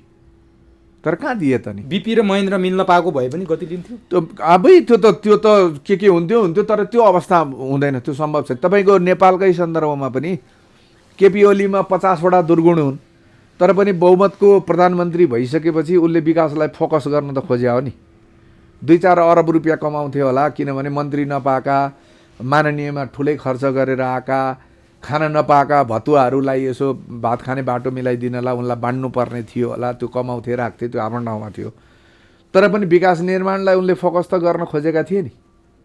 तर आगो लगाइदिइहाल्छ, विदेशीहरूले आगो लगाइदिइहाल्छ। यिनीहरू त मैले भने नि, आजको दिनमा तपाईँको हाम्रा देशका नेताहरूलाई उत्तर दक्षिण पश्चिम जहाँसुकैबाट पनि फोन गरेर चाहिँ त यो गर्छस् कि सिधाइदिउँ भन्यो भने यिनीहरूका त सबै कुरा बुझिसकेका छ नि त विदेशीले। यिनीहरूका चाहिँ कमजोरीहरू त चेप्प समातेर बसेको। कमजोरी नभएको यो समकालीन अवस्थामा कोही नेताहरू छन् तपाईँको देशको भविष्य बोकेर देशै आमूल परिवर्तन गर्न सक्ने क्षमता? जस्तो सिङ्गापुरमा ली कुआन यूको कुरा हुन्छ, मलेसियामा महाथिरको कुरा भए जस्तो नेपालमा त्यस्तो कुनै पात्र देख्नु भएको छ तपाईँले? देश परिवर्तन गर्न सक्ने, बिग्रेको देशलाई सम्भावनाको चाहिँ छैन म भन्दिनँ। जस्तो तपाईँलाई म उदाहरणै दिन्छु। राजेन्द्र लिङ्गदेन लिम्बूको छोरो, अहिले यिनीहरूले उचालेर चाहिँ जनजाति, मधेसी, पहाडी, आदिवासी, फलानो चिलानो ढिस्कानो भनेर जुन गरेका थिए, त्यो लिङ्गदेनले चाहेको भए त प्रचण्डको पार्टीमा लागेको भए त अस्ति मन्त्री खाइसक्थ्यो नि त। खाँदैन थियो? जातिले पनि पाएको, सबै चिजले पाएको हो नि। कम्युनिस्टै भएको भए पनि एउटा जनतासँग पुगेको, प्रभावशाली भएकै कारणले एमाले पोहोर चाहिँ तपाईँको उनीहरूको गणतन्त्र ल्याउनका लागि चाहिँ के अरे राजतन्त्र समाप्त गर्न अगाडिपट्टिको त्यो के भन्छ, त्यो सब बोक्नेलाई के भन्छ, लास बोक्नेलाई त्यो बाँसको ठ्याक्कै आएन ल, जे होस्, लास बोक्नलाई प्रयोग गर्ने त्यो चाहिँ त्यो बोक्ने काठ जे होस् न, होइन? त्यो चाहिँ कृष्ण सिटौलालाई हराएर लिङ्गदेनलाई जिताउन एमाले किन त्यति गर्थ्यो होला? प्रभाव थियो होला र न गर्यो होला भने त्यति प्रभाव भएको मान्छे त मन्त्री उहिले खान्थ्यो होला, अहिलेसम्म कहाँ पुगिसक्थ्यो होला। तर अहिलेसम्म पनि ऊ के भनिरहेछ भने जातको आधारमा होइन, तिमी वर्गको आधारमा कुरा गर, वर्गीय हिसाबले तिमी आरक्षणको कुरा गर। जात हुने बित्तिकै, तलको जात हुने बित्तिकै करोड विनोद चौधरीको छोराले चाहिँ पाउने भयो आरक्षण पाउँदाखेरि। यो राम्रो तरिका होइन, यसरी गर्नु हुँदैन भन्दै गयो। त्यत्रा चाहिँ के भन्छ तपाईँको काङ्ग्रेसको उसमा चाहिँ निमन्त्रणा, महाधिवेशनमा निमन्त्रणामा गयो, सबले चोर भन्दियो त, सबका अगाडि चाहिँ चोर भनिदियो। प्रचण्डले होइन हो त भन्दा हो, ती लिङ्गदेनका कार्यकर्ता त होइनन् नि, ती तलका लिङ्गदेनका कार्यकर्ता हुन् त होइनन्। अहिलेको सत्ता गठबन्धन यिनीहरू यात्रीका प्रचण्डको ठाउँमा म हुने, म झुन्डिएर मर्थेँ। ल, म यो देश, यो धरतीमा जिउँदो हिँड्दिनँ त्यहाँ। त्यहाँ त्यो लिङ्गदेनका त्यहाँ कोही कार्यकर्ता पनि छैनन्। छन् त? छैन। त्यो लिङ्गदेनलाई त तलबाट ढुङ्गा हान्नुपर्ने हो नि त, हुटिङ हुनुपर्ने हो नि, त्यसलाई बोल्न न घोक्र्या निकाल भन्ने चाहिँ आवाज आउनुपर्ने हो नि, होइन? हो। ती त्यहाँ सेलेक्टेड ती मान्छे फेरि भने को हुन्? ती त विशुद्ध रूपमा काङ्ग्रेसका डेलिगेट्स हुन्, जनताका प्रतिनिधि हुन्, कार्यकर्ताका त्यो हजारौँ लाखौँ कार्यकर्ताले चुनेर पठाएका नेता। तिनीहरूले तलबाट तपाईँहरूले प्रश्न सुन्नु भएको छैन? होइन हो। त्यो म प्रचण्डका ठाउँमा हुन्थेँ भने म चाहिँ मैले ठुलो गल्ती गरेछु, मलाई थाहा थिएन, तपाईँहरूले मेरो आँखा खोलिदिनु भयो, म आज तपाईँहरू सबैसँग माफी होइन। प्रचण्डले होइन भनेर हुन्छ? हाम्रा नजरमा चोर, डाका, हत्यारा, लुटेरा, देश समाप्त गर्ने यो सबैमा पर्छन्। मलाई मात्रै हो कि भने त्यहाँ त हेर्नुहोस् त, त्यो लिङ्गदेनका मान्छे त होइन नि ती, हुन् त? होइनन्। अनि तपाईँहरू भन्नुहोस् त, अनि यिनीहरू कसरी गतिला, यिनीहरूलाई कसरी राम्रो भन्ने? भनेपछि लिङ्गदेनमा केही सम्भावना देख्नु भएको छ? होइन, त्यस्तै मान्छेहरू, त्यस्तै कोही न कोही। लिक्वान तपाईँले भन्नुभयो नि, महाथिरको कुरा गरेँ, त्यो म त्यही भन्दैछु। हिजो लिम्बूको छोरो होला, गाउँमा जन्मियो होला, केही नभएको थियो होला, आज दृष्टिकोण बोकेर बाहिर आएको छ। तपाईँको चाहिँ मान्छेहरूमा चाहिँ एउटा प्रभावशाली नेता हुन सक्ने गुण रहेछ भन्ने पनि देखाउँदै हिँड्दैछ। अस्ति एउटा इन्टरभ्यू हेरिरहेको थिएँ मैले, मिनेन्द्र रिजालले झन्डै 10-12 मिनट लिङ्गदेनको विषयमा चाहिँ अन्तर्वार्तामा बोले। भनेपछि एउटा लिङ्गदेनको बारेमा आज मान्छेहरूले त्यो धारणा बनाउँदैछन्। लिङ्गदेनजीलाई भगवान्ले सामर्थ्य दिउन्, ईश्वर पशुपतिनाथले त्यो क्षमता दिउन्। लिम्बूको छोरा हुन्, लिम्बूहरू प्राय गरेर अरू जात जस्तो हुँदैन, सिधा हुन्छ, आफूले बोलेको कुरा पुरा गर्नपट्टि लाग्छ, झुटो आश्वासन दिँदैन।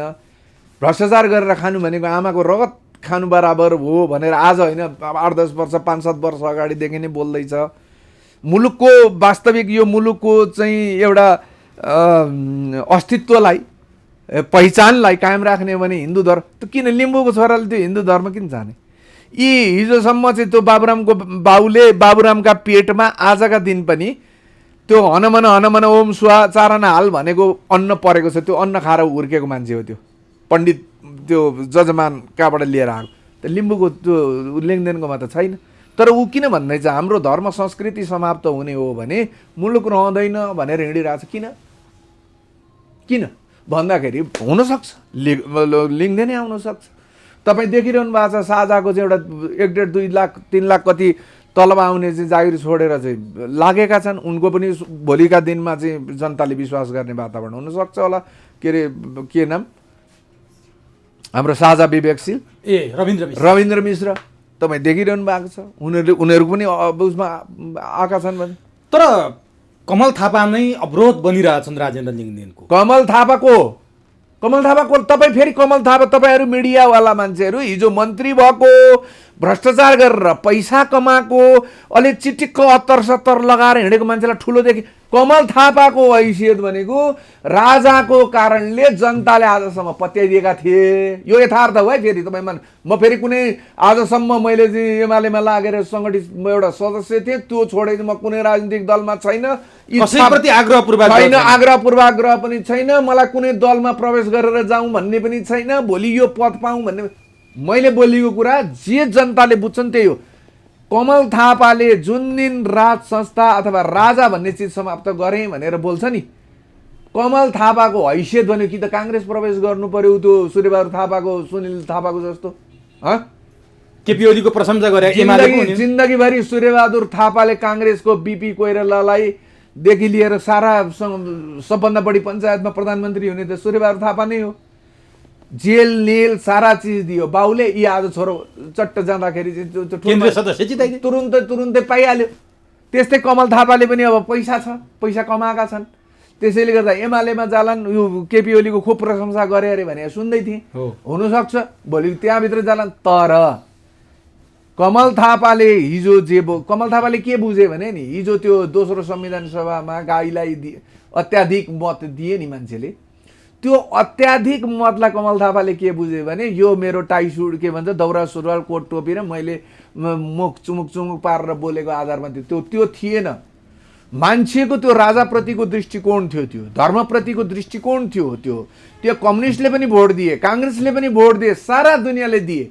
त्यसको अपमान कमल थापाले नगरेको भएदेखि सायद मुलुक आज यति धेरै यति धेरै दलदलमा चाहिँ फस्दैन थियो। तपाईँ यसो भन्नुहुन्छ उनले चाहिँ त्यो गणतन्त्रको त्यो आगोको राप लागिरहेको बेला राज संस्था भनेर कफन बाँधेर सडकमा जाने मान्छे म थिएँ 62-63 को आन्दोलन। अनि राजा अनि त्यसको मैले आज बक्सिस पाएँ ज्ञानेन्द्र शाहबाट भनेर। सुन्नुहोस् राजा हुइन्जेल पञ्चायत हुइन्जेलसम्म दुइटै हातमा चाहिँ म काटेर घप्लाक खाने चाहिँ को थियो नि त्यति बेला चाहिँ को थियो नि? अरू मान्छेहरूभन्दा अरू नेताहरूभन्दा के उसँग त्यस्तो विलक्षणता थियो र सबै फेरिकन चाहिँ जो मन्त्री प्रधानमन्त्री भए पनि मन्त्री पाउने परिस्थिति चाहिँ कहाँबाट? प्रचण्ड भए पनि मन्त्री खायो। शेरबहादुर मान्छेसँग एउटा नैतिकता हुँदैन। पैसा भएपछि सब कुरा पुग्यो। कमल थापाले पैसा कमायो यसको मतलब उसका कार्यकर्ता सबैले उसको भजन गाइदिनु पर्ने, त्यही हो सामन्तवाद भनेको। अब राज संस्था नबोक्ने रे के फरक पर्छ? राज संस्था कहिले बोकेको थियो कमल थापाले? राज संस्था बोकेर हिँडेकै कहिले थियो कमल थापाले? कमल थापा जस्तै अपराधीहरूका कारणले गर्दाखेरि यो मुलुकमा के अरे वीरेन्द्रको सकिए। सही सल्लाह दिने कोही पनि मान्छे हुँदैन थिए। यिनीहरू राजालाई चाहिँ सरकार ठिक छ सरकार भनेका भरमा चाहिँ खाँदा रहेछन्। हेर्नुहोस् त्यसले गर्दाखेरि कुन चाहिँ राज संस्था बोकेर हिँड्नु परेको थियो र राजालाई यसले किन राजाको कारणले टिकेको मान्छे हो। राजा छोडिदिएका भोलिपल्ट अरू दलको कार्यकर्ता छोडिदिनुहोस्, यो भन्दा बढी के हुन्छ? एउटा मात्रै प्रश्न कमल थापाको बारेमा। राजाले बोलाएर किस्तीमा राखेर डिनरसँगै खुवाए, पछाडिबाट छुरा घोपे, यसको छानबिन हुनुपर्छ। मलाई हराउने निर्मल निवास हो भने सुन्नुहोस् न के छुरा घोपे? मलाई जिताएर कमल थापा राजाको भोट थियो, राजाले भोट दिन्थे। निर्मल निवासबाट भोट दिन गएका हुन् मान्छे। के भने त कमल थापाले कार्यकर्ता त्यो लाज हेर्नुहोस्। म हिजो अस्ति कमल थापा भनेको सोचै सामन्तवादी सोच बोकेको मान्छे, काजी ठुलो एकदम यस्तो हजुर यसरी झुकेर बोलिदिनु पर्ने हिजोको जस्तो सोच बोकेको मान्छेले हिजो अस्तिसम्म ढाक्रेको जीवन व्यतीत गर्ने ड्राइभर भएर हिँडेको लिङ्गदेनसँग हारे भनेर भन्दा त लाज हुन्छ, शरम हुन्छ। त्यसैले आफूभन्दा ठुलो राजा देखाइदियो भने त बराबरी त्यति पनि बुझ्नुहुन्न तपाईँहरू मिडिया? होइन जनताको लागि। अनि उसले त लिङ्गदेनसँग हारे भन्दा त त्यत्रो काजी साहबको हालत के भयो भन्नुहोस् त? अनि राजासँग मलाई राजाले छुरी घोपे राजैले मार भन्दा के आउँथ्यो? त्यसरी बुझ्नुहोस् न। सामन्ती सोच भनेको, सामन्ती दृष्टिकोण भनेको, सामन्ती विश्लेषण भनेको त्यसरी आउँछ। यो चाहिँ राप्रपाको कमल थापाको। अब कमल थापाको राजनीतिक भविष्य चाहिँ के देख्नुहुन्छ? लिङ्गदेन त हामीले लिक्कन्यु र सुन्नु यदि कमल थापाले हिजो उठाएका जे मुद्दाहरू अथवा उनले संरक्षण गरेका दुःख गरेर चाहिँ गणतन्त्र आइसकेपछि हुन पनि हो त्यो गणतन्त्रमय भएका बेलामा त साला मलाई पनि माथि चाहिँ त्यो माथि छानामा अलिअलि दुलो बनाओ भालु ल्याएर कहाँबाट सुनका सिक्का चाहिँ हगिदिन्छ बिहान फेरि अर्काले लैजालान् भन्ने बेलामा कमल थापाले राज संस्था चाहिन्छ, धर्म चाहिन्छ, त्यो ठुलो कुरो थियो। यदि त्यो चिजप्रति निष्ठा छ, आज पनि कमल थापालाई निष्ठा छ भने यसको श्रेय उमरेर गए पनि कमल थापाले नै पाउँछन्। त्यो लिङ्गदेनले पाउँदैन, त्यो कमल थापाले नै पाउने हो त्यो श्रेय। भोलि यो स्थापित भयो भने स्थापित त हुन्छ। तपाईँ हेर्नु होला राजा यो धर्म आजकै गतिबाट अगाडि बढ्ने हो भने यो दुईटाको विकल्प चाहिँ यो स्थापित हुन्छ। भएन भने मलाई लाग्छ हुन्छ, भएन भने देशै रहन्न भन्छन् नि। त्यो पनि हुनसक्छ। त्यो यो अस्थिरताको यो के भन्छ यो फुटबल ग्राउन्ड हुनसक्छ विदेशीहरूको, त्यो आउनु सक्छ। त्यसैले यो देशलाई माया गर्ने मान्छेहरूले शाहवंशीय परम्परा जस्तो रूपको भए पनि यो देश बनाएको उनीहरूले हो। यो देश रह्यो भने उनीहरू रहन्छन्, यो देश रहेनन् भने उनीहरूको इतिहास रहँदैन होइन। त्यसले गर्दाखेरि मलाई लाग्छ यो कुनै न कुनै रूपमा राजनीतिक दलका नेताहरूले पनि सोच्लान् भोलिका दिनमा यो भतुवालाई चाहिँ यो के भन्छ सङ्घीयताका नाममा चाहिँ यो देशलाई यो बाँडेर अनि त्यस पछाडि काम नभएका चाहिँ ती कामचोरहरूलाई लिएर आएर चाहिँ अर्थनवर्थको चाहिँ ती मन्त्र अहिले हेर्नुहोस् त हालत हेर्नुहोस्। 19-20 जना मन्त्री एउटाले बहुमत पाउँदाखेरि त 2 वर्ष टिक्न नसकेको अवस्थामा तपाईँको त्यो सांसद मात्रै भएर त मान्छे बस्न चाहँदैन, किन सांसदमा खासै पैसा आउँदैन, मन्त्री नभई कमाउन पाइँदैन। तपाईँ मैले भनिनँ तपाईँ साँच्चै खोज पत्रकारिता गर्नुहुन्छ भने आज यो देशका विकास निर्माणसम्म चाहिँ रहेका कार्यालय प्रमुखहरूलाई गएर गोप्य रूपमा तपाईँको नाम बाहिर हुँदैन। देशको स्थिति के हो भनेर सोध्नुहोस् त। त्राइमामको स्थिति कसलाई दिनु हो? एउटाले मात्रै मागे पो त। मन्त्रालय पछि पैसा, फरक ढङ्गको पैसा, गुन्डालाई पैसा, स्थानीय सभापतिलाई पैसा, स्थानीय नेतालाई धैतेरीका यस्तो चाहिँ विसङ्गति र विकृति त योभन्दा अगाडि त अनुभवै कसैले गरेको थियो। अब कम्युनिस्टमा र राप्रपाको कुरा गऱ्यौँ नि, काङ्ग्रेसको नि भर्खरै महाधिवेशन भएको छ, त्यहाँ युवा नेताहरू आए भनेर शेरबहादुर देउबा बाहेकका तलका पदाधिकारीहरूमा आशा गरेका मान्छे आए भनेर भनिरहेछन्। तर ती आशा गरेका मान्छेमाथि पनि धर्म संस्कृति र अरू विषयमा प्रश्न उठिरहेको छ। गगन थापा र विश्वप्रकाश आउँदैमा काङ्ग्रेसको मुहार फेरिन्छ? तपाईँलाई म एउटा कुरा भन्छु, मान्छेले आफूले बोलेर आफ्ना दृष्टिकोणहरू राखेर अनि आफ्नो भावी कार्यक्रमहरू यो मुलुकलाई समृद्ध कसरी बनाउने, यो देशलाई उँभो कसरी लगाउने, जनताहरूलाई सुखी कसरी बनाउने, संसारकै अगाडि एउटा स्वाभिमान राष्ट्रको रूपमा यसलाई कसरी स्थापित गर्ने भन्ने मान्छेले विचारको सिर्जना गर्छ, विचारबाट मान्छेलाई परिवर्तन गर्ने सोच राख्छ। तर जोसँग विचार हुँदैन नि त्यसले गुन्डागर्दीको भाषा अपनाउँछ, जस्तो माओवादीले अपनायो। तँलाई बन्द मारिदिउँ, अब के भन्नु, ज्यानभन्दा ठुलो त केही पनि छैन, मारिदिउँ भनिसकेपछि त सिद्धियो, हो कि होइन? त्यस्तै तपाईँ आजभोलि यो के अरे सञ्चार माध्यममा यो के भन्छ, यो सामाजिक सञ्जालहरूमा आउँछ, यो मुख बिगारेर चाहिँ गगन थापाले ढुङ्गा हानेको एउटा तस्बिर बेला बेलामा आइरहन्छ, तपाईँहरूले पनि देख्नु भएको होला। हो, गगन थापाले त्यो ढुङ्गा कसलाई हानेको? राज संस्थाले? होइन, होइन, कहाँ राज संस्थालाई? राजाको त दरबार, राज संस्थाको विरुद्धको आन्दोलनमा पुलिसलाई हान्यो। पुलिस भनेको नेपाली जनता, पुलिस भनेको राज्यले जसलाई जे गर भन्छ त्यही गर्ने, सरकारको चाहिँ आदेश पालना गर्ने हो कि होइन? हो। त्यो पुलिससँग त्यो सायद गगन थापाले हानेको एउटा ढुङ्गा गरेर पुलिसलाई लागेर टाउको फुट्यो होला अवश्य, किनभने मसुर मान्छेले हानेको छ। रामकुमारी झाँक्री त यिनीहरू मन्त्री भए, गगन थापा पनि मन्त्री भए, रामकुमारी झाँक्री पनि मन्त्री भए। त्यो मन्त्री भइसकेपछिको फरक आम सर्वसाधारणले देख्नुपर्छ कि पर्दैन? पर्छ। अनि के आशा गर्नुहुन्छ तपाईँ? के फरक कुरा गर्नुहुन्छ? यिनीहरूले गर्छन् भनेर के भन्नुहुन्छ तपाईँ? यिनीहरूले राजनीति गर्नलाई पैसा चाहिन्छ। नेपालमा मन्त्री हुन पायो भने पैसा आउँछ, मन्त्री हुन पाएन भने पैसा आउँदैन। त्यसले गर्दाखेरि यिनीहरू के गर्छन् भने विदेशीको इसारामा के भन्न लगाउँछ, इसाईले के भन्न लगाउँछ, इन्डियाले के भन्न लगाउँछ, युरोपियनले के भन्न लगाउँछ, त्यो भनिदिए बापत पैसा पाउने हो। त्यसैले धर्म संस्कृति आदि इत्यादिको बारेमा त बोल भन्यो होला, बोलिदिए कुन ठुलो कुरो हो त? धर्मको परिभाषा यहाँ सुन्नुहोस्, धारयति धर्म, तपाईँले जे धारण गर्नुहुन्छ त्यो धर्म हो। कुरो बुझ्नुभयो नि? मैले जे धारण गर्छु त्यो धर्म हो।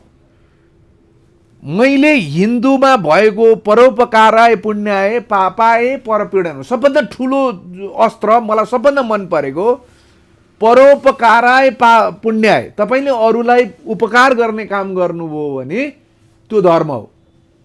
परोपकाराय पुण्याय, पुण्य भनेको मान्छेको असल राम्रो भनेको त्यही हो।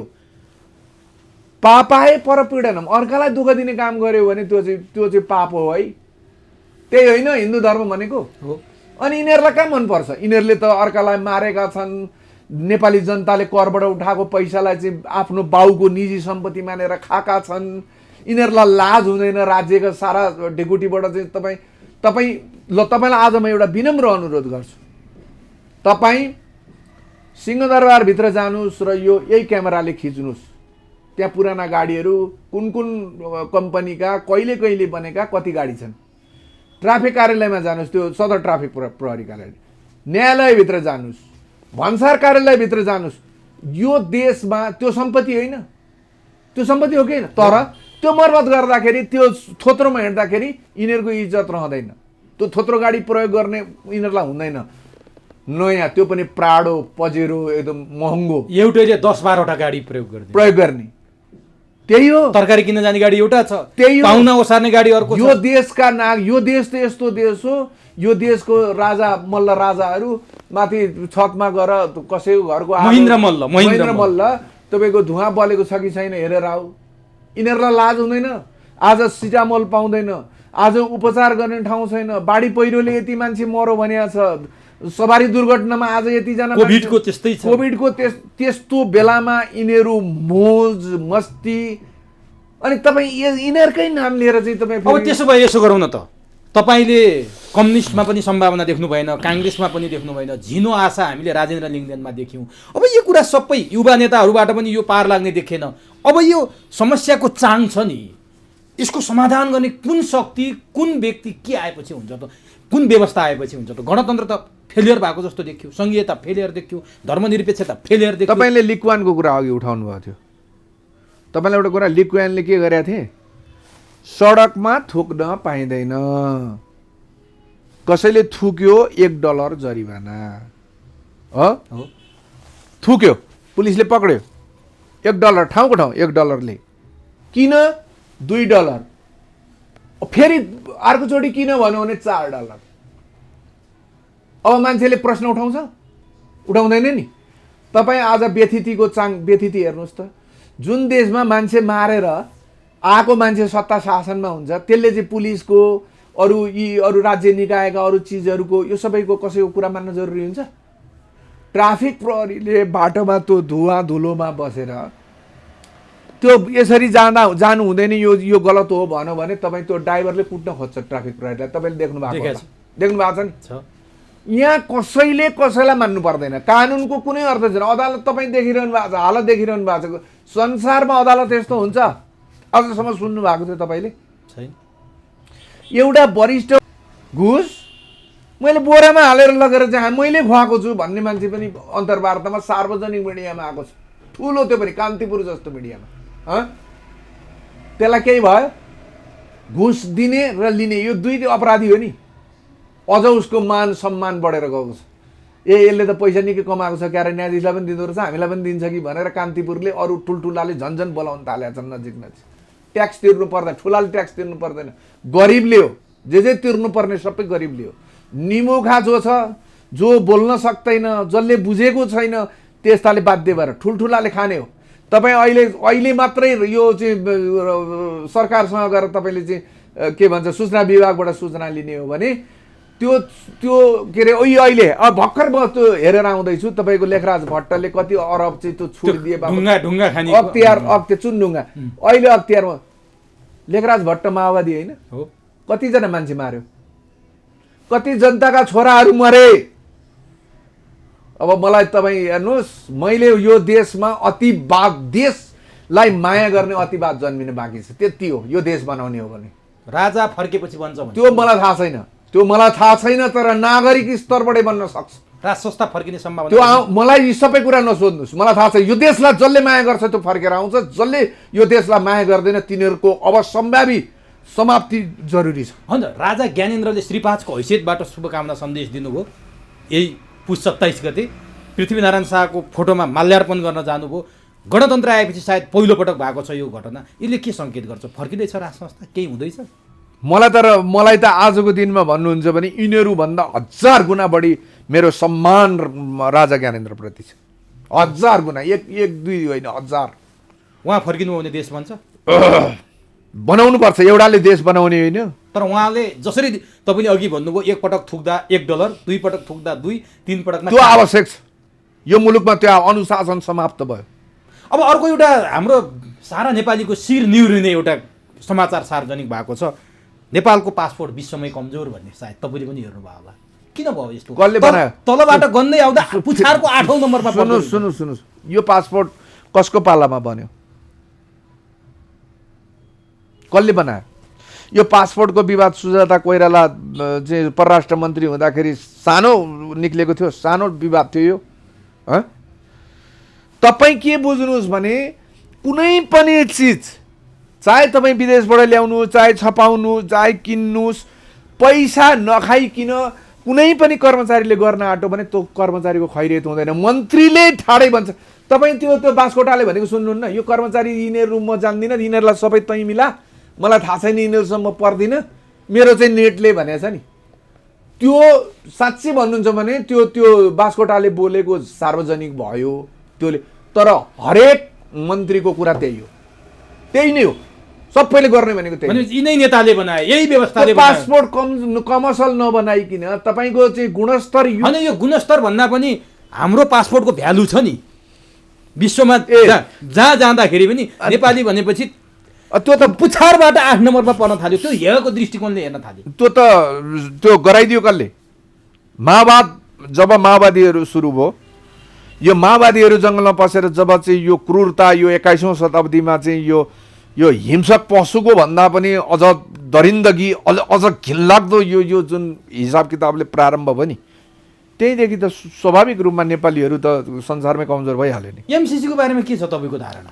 हेर्नुहोस्, म एमसीसीको बारेमा बुझ्दिनँ, त मलाई एउटै कुरा थाहा छ। मेरो पहिलो भिडियो भाइरल हुँदाखेरि मैले भनेको छु है, मलाई एकजना कार्टर फाउन्डेसनका मान्छेले चाहिँ तपाईँ अरबौँमा पैसा लिनुहोस्, तर यो के अरे यो आन्दोलनको चाहिँ गैर सरकारी क्षेत्रमा नेतृत्व गरिदिनुहोस्। एमसीसीको पक्षमा होइन, यो गणतन्त्र ल्याउने आन्दोलनको चाहिँ सडकमा निक्लिदिनुहोस् नेतृत्व गरेर भनेर मलाई डाक्टर दुमन थापाले भन्न गएका थिए।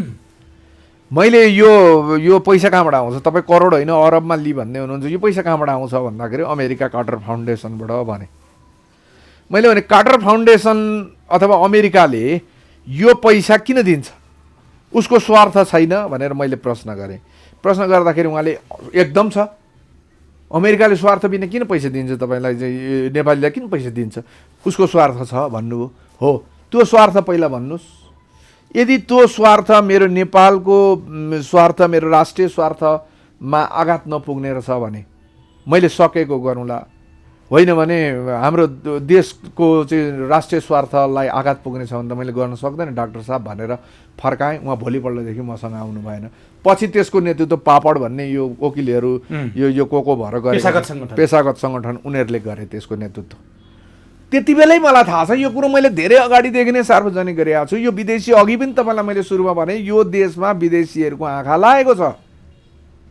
एउटा गरिब झोपडपट्टीभित्र एउटा बाँसको टाटी पनि त्यो यसो तान्दाखेरि च्यातिने टाटीभित्र चाहिँ एकदम बहुमूल्य चिज भित्र छ भने जस्तै भएको छ आज यो मुलुक है। त्यसले गर्दाखेरि अमेरिकन स्वार्थ नभइकन त्यो आएको छैन, त्यसमा त प्रष्ट छ।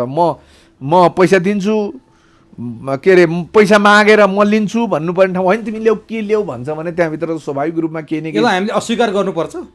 म त्यो पनि भन्दिनँ। तपाईँ अमेरिका जस्तो मुलुक जहाँ चाहिँ हामीभन्दा कयौँ गुणा शक्तिशाली सामरिक धेरै दृष्टिकोणले माथि भएको मुलुक, पाकिस्तानभित्र सुइँ राति हेलिकप्टर लिएर आएर ड्याङ ड्याङ ड्याङ ड्याङ ड्याङ मान्छे मारेर जान सक्छ। अफगानिस्तान हामीभन्दा धेरै राम्रो, धेरै उच्च स्तरमा रहेको देशभित्र चाहिँ त्यस्तो गर्न सक्छ।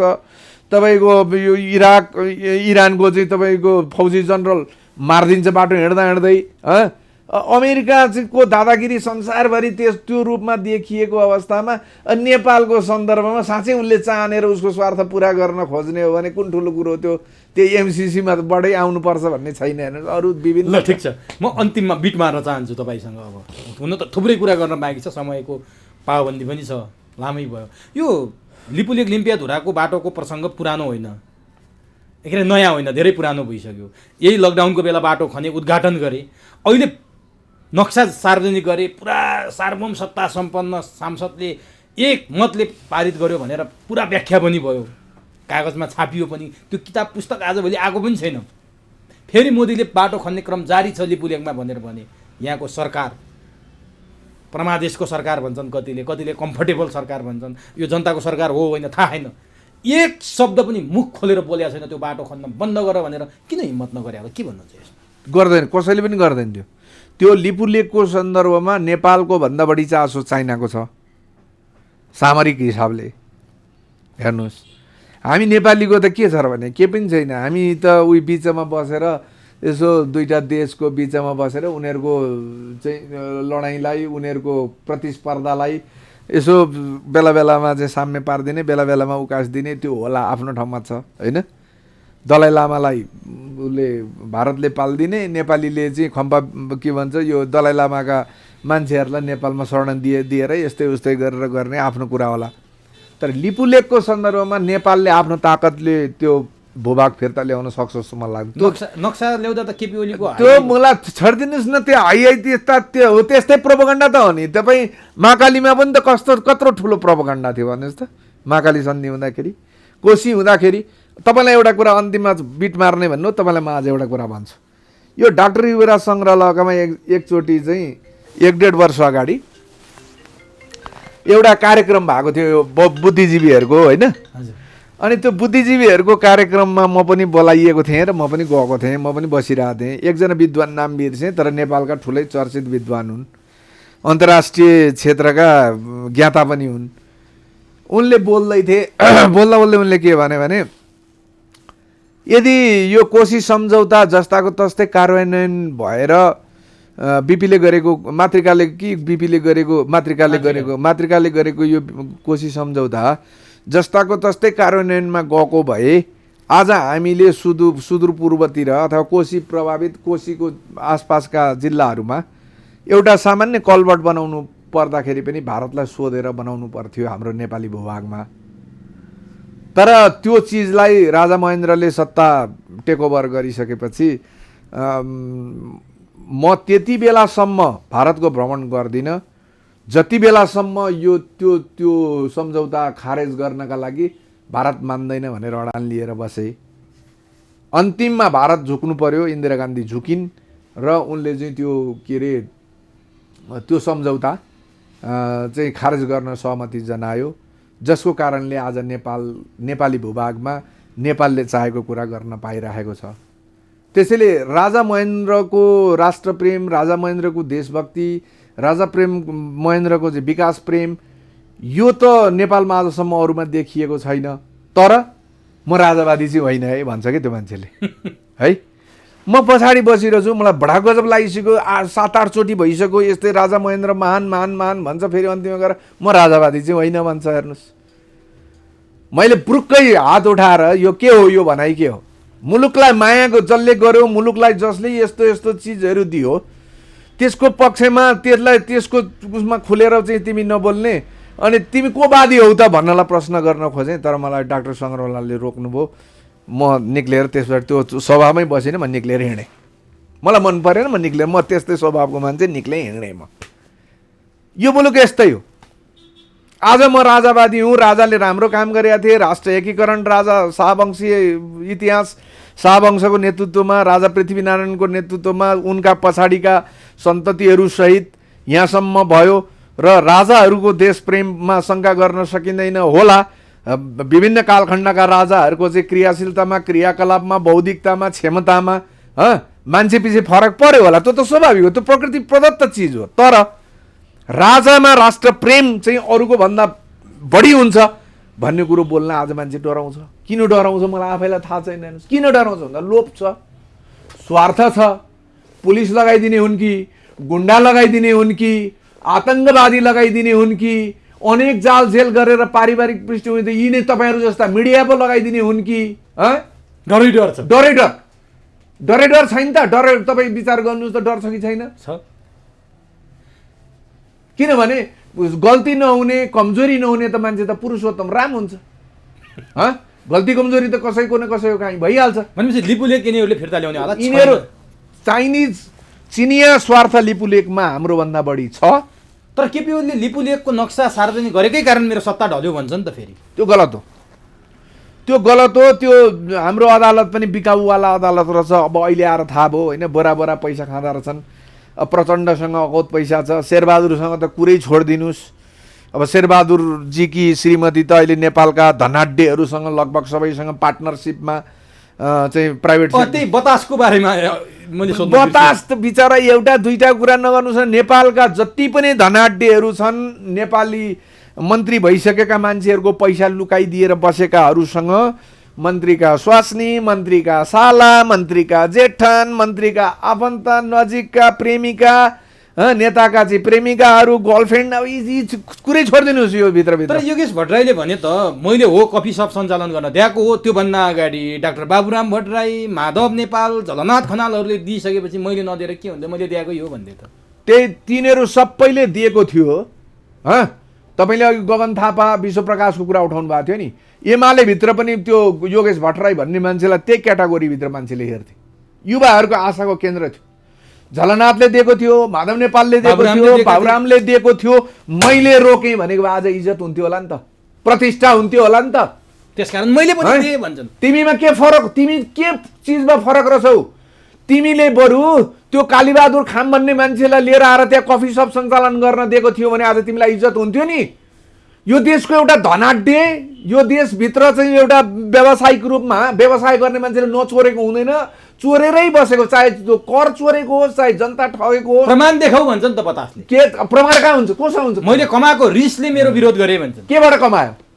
कमाएको थियो भने त्यो दरबारभित्र किन छिर्न आएको? अझै चाहिएको के देखाउन आएको? दरबारभित्र पनि मेरो पहुँच, दरबारलाई पनि मैले खाएँ भन्ने देखाउन आएको? संसारका दरबारमा व्हाइट हाउसमा कफी सप छैन भनेर प्रश्न गर्छन् उनी। व्हाइट हाउसमा के अरे त्यहाँ चाहिँ बेरोजगारहरूले सम्पूर्ण रूपमा भत्ता पाउँछ, त्यहाँ रोजगारीको पूर्ण रूपमा ग्यारेन्टी छ। यहाँबाट गएकाहरू सब आज लेबर कुल्लीको काम गरेर बसेका छन्। व्हाइट हाउसको कफी सप देख्ने मान्छेले अमेरिकाको अरू क्षेत्र देख्नु पर्दैन? तर सरकारले टेन्डर खोलेपछि नियमबद्ध गएको छु, मैले कहाँनिर मिस्टेक गरेँ भन्छन्। छोड्नुहोस् अब यी कुरा होइन, गल्ती बतासको कि सरकारको? बतासको गल्ती त किन हुन्थ्यो? ऊ त व्यवसाय गर्ने मान्छे हो, जहाँबाट पैसा आउँछ त्यहाँ जान्छ। अझ कसैका त लुकाइदिएका पनि होलान्, हुनसक्छ लुकाइदिया होला। त्यसले गर्दाखेरि उनीहरूको भित्रभित्र साँडगाँठ होला। अब जनतालाई के भन्नुहुन्छ त अन्तिममा? तपाईँ त सञ्चार माध्यममा आउन पनि देशलाई माया गर्नुहोस्। देशलाई आज हरेक यो देशमा जन्मिएको नागरिकले देशप्रति माया, देशप्रति निष्ठा राख्न जरुरी छ। देशको मायाको परिभाषा भनेको यो विदेशीको इसारामा, विदेशी स्वार्थमा मुलुकमा अस्थिरता सिर्जना गर्ने, मुलुकलाई चाहिँ अस्थिरतातिर लाने, कहिल्यै विकास निर्माणमा लान नदिने, अधिकारका नाममा जहिले पनि जनताहरूलाई झुक्क्याएर राख्ने, जात जाति लडाइँ दिएर चाहिँ आफ्नो स्वार्थ सिद्ध, यस्ता मान्छेलाई चिनेर देशभक्तहरू जति पनि यो देशलाई माया गर्ने, हिजो नाला पानीको युद्ध लड्दाखेरि हाम्रा पुर्खाहरू सम्झिने, 70-72 वर्षको उमेरमा खुकुरी लिएर जाइ लाग्ने भक्ति थापाका सन्तान सब आज एकजुट हुन जरुरी। यो देश प्यारो छ भने एकजुट हुनुको विकल्प जोगाउन सक्छौँ हामी। किन नसक्ने? यिनीहरूलाई मैले भने त म जस्ता 1-1.5 हजार मान्छे हुने भने यी भतुवा भोलि यिनीहरूलाई कसले दिएर पालेको छ, जम्मैले फिर्ता लान्छन्। सिआइएले छ कि रले छ कि अर्को कुनले छ कि यता कुन चाहिँले छ कि यता केजिबीले थियो कि हिजो कसले खाएर बस्यो, सब उनीहरूले तानेर लिएर। भनेपछि हाम्रो भविष्य उज्जवल छ, बनाउन सक्छौँ। जनतामा चेतना आवश्यक छ। खाडीमा बसेका नागरिक जो युवाहरू छन् उनीहरूले आफ्ना घर परिवारमा भन्नु पर्यो। यो सबै वाहियात, यो अहिले जति जे देखाउँदैछन् तपाईँहरूलाई चाहिँ यो लालिपप, यो बेकारको कुरा हो। यो मजदुरको नाममा, यो किसानको नाममा, यो चाहिँ गरिबको नाममा, सर्वहाराका नाममा, महिलाका नाममा, जात जातिको नाममा, अल्पसङ्ख्यक, यो जति पनि देखाइँदैछ यो लालिपप झुटो लालिपप हो। तपाईहरू यिनीहरूको कुरा पत्याएर यिनीहरूका पछाडि लाग्नु भनेको सोरै आना हामी नर्क। यिनीहरूलाई यी अहिलेका यी अराष्ट्रवादीहरू, यी राष्ट्रवादी होइनन्। यिनीहरू हाम्रो भन्दा बढी विदेशीको गुणगान गाउँछन्, विदेशी मान्छेको गुणगान गाउँछन्, पृथ्वीनारायण शाह खराब भन्छन्, मार्क्स लेनिन महान भन्छन्, महात्मा गान्धी। अथवा अन्तिम तपाईँले निचोड खोजेको हो भने ठिक थियो कि बेठिक थियो मलाई थाहा छैन, तर तात्कालीन अवस्थामा महात्मा गान्धी आजको दिनमा पढेर हेर्दा बुझेर हेर्दा महात्मा गान्धी महात्मा नै जस्ता लाग्छन्। तर आफ्नो आस्थामाथि चोट पुगेको आधारमा मात्रै गोडसेले गोली हानेर मानेको थियो नि, होइन? नेपालमा हजारौं गोडसे जन्मिन जरुरी छ। बस हस् समय दिनु, यसको लागि त